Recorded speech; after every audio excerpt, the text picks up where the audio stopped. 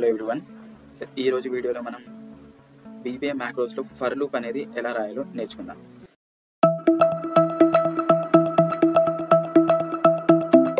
So నేను ఒక empty XL open చేశాను. సో ఇక్కడ నాకు ఫర్ లూప్ యూజ్ చేసి 1 to 100 నెంబర్స్ అనేవి ఎలా పేస్ట్ చేయాలో ఈరోజు చూద్దాం. సో Alt F11 ప్రెస్ చేయండి VBA మ్యాక్రో విండో ఓపెన్ చేయడానికి. సో ఇది ఓపెన్ చేసిన తర్వాత మాడ్యూల్ అనేది నేను ఇన్సర్ట్ చేసుకున్నా. సో ఇక్కడ మ్యాక్రో అనేది స్టార్ట్ చేయండి. Sub space using for loop.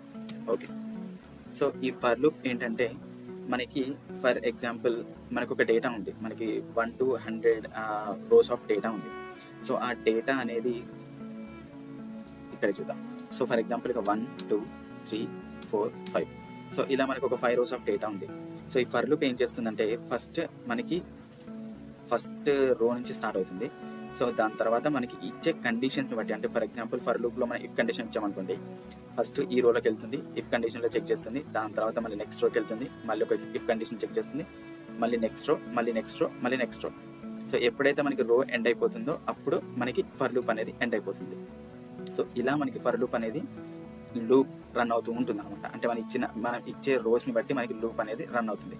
So present నేను ఫర్ లూప్ యూస్ చేసి 1 to 100 నెంబర్స్ అనేవి ఒక కాలంలో పేస్ట్ చేద్దాం అనుకుంటున్నాను. సో ఆ కోడ్ అనేది ఎలా రాయాలో ఇప్పుడు చూద్దాం.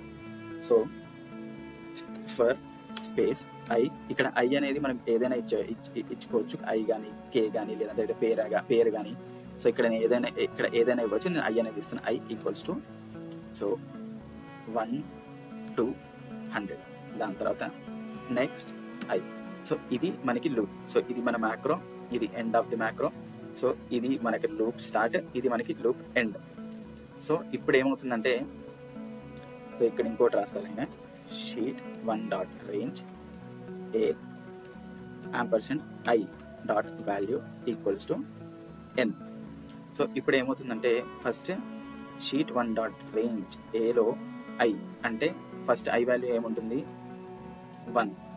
So A 1 dot value equals to N. ఇక్కడ ఎన్ అనేది ఇప్పుడు ఫర్ ఎగ్జాంపుల్ నేను ఇక్కడ స్పెసిఫై చేస్తాను, ఎన్ ఈక్వల్స్ టు 1. అంటే మనకి ఫస్ట్ ఎన్ అనే వాల్యూ 1 అనేది పేస్ట్ అవుతుంది. నాకేం కావాలి, ఎన్ అనే వాల్యూ 100 వరకు పేస్ట్ అవ్వాలి. సో నాకు ఇక్కడ ఏం కావాలంటే N equals to N plus 1.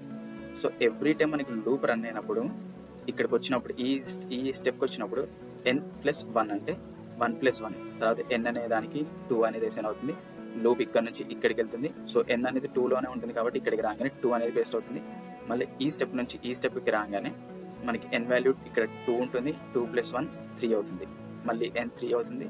మళ్ళీ ఈ స్టెప్ లూప్లోకి వెళ్తుంది, ఆ లూప్లో మనకి 3 అనేది పేస్ట్. ఇలా మనకి 100 అంటే మనకి ఇక్కడ 1 to 100 అంటే ఫస్ట్ రో నుంచి 100th రో వరకు మనకి ఇలా లూప్ రన్ అయిపోయి ఎన్ వాల్యూ అనేది పేస్ట్ అవుతూ ఉంటుంది. సో ఇక్కడ మనకి షీట్ 1లో రేంజ్ ఏ ఐ అంటే ఐ వాల్యూ ఫస్ట్ 1 ఉంటుంది. సో ఈ 2 స్టెప్స్ రన్ అయిన తర్వాత నెక్స్ట్ ఐ అంటే నెక్స్ట్ ఇంకేముంది ఫర్ లూప్లోకి వెళ్తుంది. అలా మనకి 100 అయ్యే వరకు మనకి లూప్ అనేది రన్ అవుతూనే ఉంటుంది. అంటే ఐ వాల్యూ ఫస్ట్ ఇక్కడ 1 ఉంటుంది, మళ్ళీ ఈ 2 స్టెప్స్ కంప్లీట్ అయిపోయి లూప్లో నుంచి బయటకు వచ్చి మళ్ళీ లూప్ రన్ అవ్వగానే ఇది 2 అవుతుంది. సో మళ్ళీ అలా 3 4 అలా మీకు 100 వరకు అయిపోయి 100 అవ్వగానే ఈ లూప్లో నుంచి రన్ అయిపోయి బయటకు వచ్చేస్తుంది. సో మనం ఒకసారి దీన్ని రన్ చేసి చూద్దాం. F8. సో ఇక్కడ మీకు చూసుకుంటే ఎన్ వాల్యూ 1 అని వచ్చింది. ఓకే, సో మళ్ళీ F8 ప్రెస్ చేయండి. ఇప్పుడు ఐ వాల్యూ ఎంత ఉందో చూద్దాం. ఐ 1 అని ఉంది. So sheet 1 dot range A I ఏంటి 1. సో A1లో డాట్ వాల్యూ ఎన్ అనేది ఏం వాల్యూ 1. సో నాకు 1 అనేది పేస్ట్ అవ్వాలి. ఓకే, సో 1 అనేది పేస్ట్ అయింది. చూద్దాం, 1 అనేది పేస్ట్ అయింది. 1 అనేది పేస్ట్ అయింది. సో ఇప్పుడు నాకు సెకండ్ టైం అంటే మళ్ళీ లూప్ రన్ అయినప్పుడు నాకు ఆ 1 అనే వాల్యూ చేంజ్ అవ్వాలి. సో నేను ఇక్కడ ఏం రాసాను, ఇంకో స్టెప్ ఎన్ ప్లస్ 1 అంటే 1 ప్లస్ 1 2. నెక్స్ట్ ఐలోకి వచ్చాను. ఇప్పుడు ఇక్కడ లూప్లో ఆల్రెడీ ఉంది కాబట్టి మనకి లూప్లో ఐ వాల్యూ అనేది 2 అయింది. అంటే A2 ఎన్ వాల్యూ కూడా 2 అయిపోయింది. సో మళ్ళీ F8 ప్రెస్ చేయండి, మళ్ళీ చేంజ్ చేస్తున్నా. సో ఇప్పుడు ఐ వాల్యూ 3 అవుతుంది, ఆటోమేటిక్గా ఎన్ వాల్యూ 3 అవుతుంది. ఎందుకంటే లాస్ట్ టైం ఇక్కడ 2 ఉంది, 2 ప్లస్ 1 3 కాబట్టి. సో మళ్ళీ రన్ చేయండి. సో ఇప్పుడు మనకి ఎక్సెల్లో చూసుకుంటే అక్కడ వాల్యూస్ ఆటోమేటిక్గా పేస్ట్ అవుతున్నాయి చూడండి. సో ఇందాక నేను చెప్పినట్టు, ఇంతకుముందు వీడియోస్లో నేను చెప్పినట్టు మనకి F8 అనేది ప్రెస్ చేస్తే మ్యాక్రో అనేది స్టెప్ బై స్టెప్ రన్ అవుతుంది. అలా కాకుండా F5 అనేది ప్రెస్ చేస్తే మ్యాక్రో మనకి ఎట్ ఏ టైం మొత్తం రన్ అయిపోతుంది.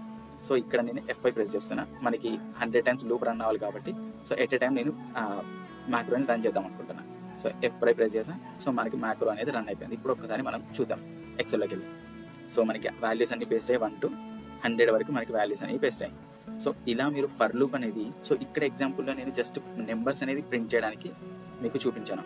సో నెక్స్ట్ వీడియోస్లో ఇదే ఫర్ లూప్ మనం వాడి ఇఫ్ కండిషన్స్ మనం యూజ్ చేయడం ఎలా ఫర్ లూప్లో, ఒకవేళ ఇఫ్ కండిషన్స్ వాడి మనం డేటాని వ్యాలిడేషన్ చేసుకోవడం, లేదంటే డేటాని ఫార్మాటింగ్ చేయడం, లేదు అంటే ఏదైనా వాల్యూస్ని పేస్ట్ చేయడం, లూప్ రన్ చేసి, అవన్నీ మనం ఇప్పుడు చూద్దాం.